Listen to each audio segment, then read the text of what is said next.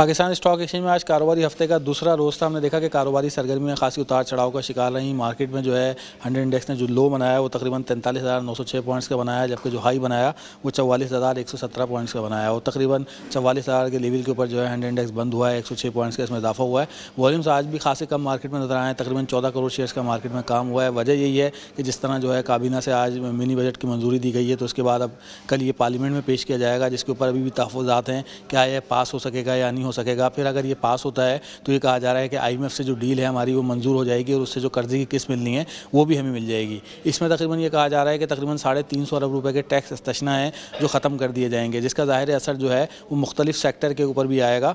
और मार्केट के तज्ज़ियाकारों का ये कहना है कि अगर ये अक्सरियत के साथ मंजूर हो जाता है तो इसके फिर हम असरात मार्केट के ऊपर भी देखेंगे। और मार्केट के तज्ज़ियाकारों का ये कहना है कि आने वाले दिनों में हम बाज़ार में इसकी जो है खासे जो है असरात देख सकते हैं। अगर ये मंजूर होता है तो फिर भी इसके असरात नज़र आएंगे और नहीं होता तो फिर भी असरात नज़र आएंगे, क्योंकि वजह यह है कि ये लिंक है IMF के साथ। IMF की कंडीशंस हैं कि एक तो स्टेट बैंक का एक्ट जो है वो मंजूर होना है, दूसरा जो है ये जो नए टैक्सेस जो है वो लगने हैं उसका जो है IMF को इंतज़ार है, जिसकी वजह से जो है वो डिले हो रहा है। पहले ये कहा जा रहा था कि 2 हफ्ते का डिले हुआ है, अब इससे मशरूत कर दिया गया है। अगर यहाँ से मंजूरी होती है तो फिर उसके बाद पाकिस्तान को नए कर्जे के लिए किस्त मिलेगी जो तकरीबन $1 अरब की किस्त होगी।